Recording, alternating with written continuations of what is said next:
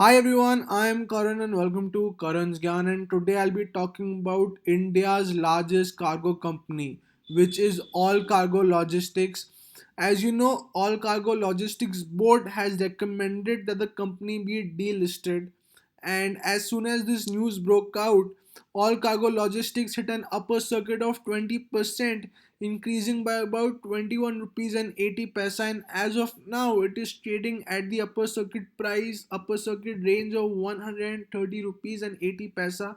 You can see in this chart here, as soon as the pre-market trading session was over at 9:15, there was a direct upper circuit hit. Now, talking about this delisting, this is my speculation, and I believe there's a possible merger coming through.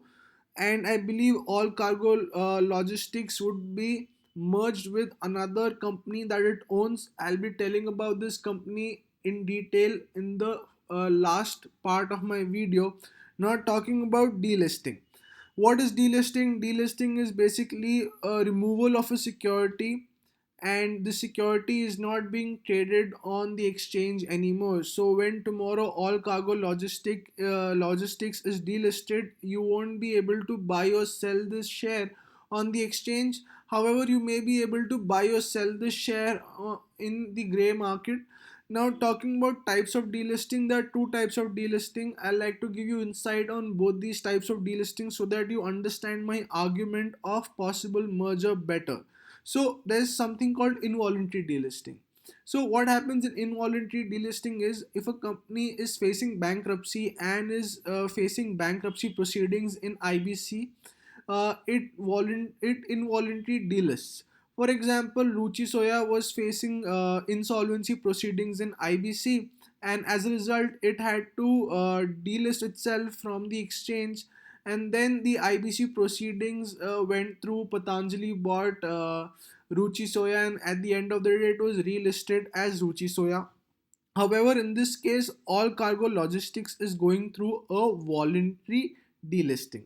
So, what a voluntary delisting is, it generally happens when a company wants to go through mergers and acquisition, or it wants to reduce its debt, or come out with some other course of action. It chooses voluntary delisting, but mainly it happens because of a possible merger or acquisition. Talking about All Cargo's delisting, what happens in delisting is the board would recommend delisting. However, it requires shareholder approval, and in this case, the shareholder approval uh, is a farce. Basically, it won't matter because the promoter already has 70% shareholding. So whatever the promoter decide, that will happen, and hence the minority shareholders say does not matter that much. So what will happen in this delisting is, the promoters would have to float a buyback price. This buyback price may be below 130 rupees or maybe above 130 rupees. It will float this buyback price and will have to buy out 29.99% stake from the public, which includes mutual funds, FIIs, non-institutional, and DIIs.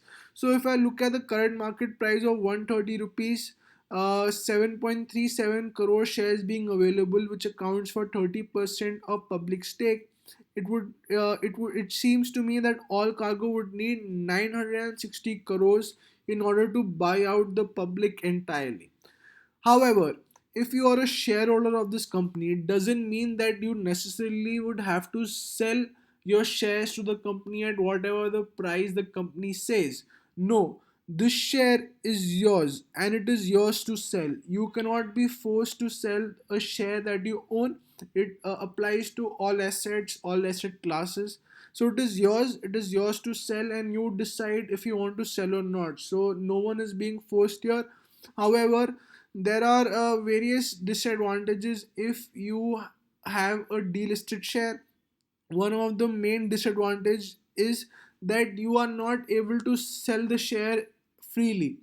You'll have to get a better price on a gray market platform and then sell. So this gray market platform price may be below your expectation. So that is a problem. You have a liquidity problem, and this may take years for a company that has been delisted. For that company to be relisted again, it may take years.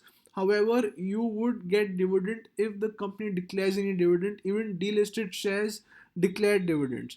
Now, talking about the advantage, now I suspect there is a merger between All Cargo and Gati.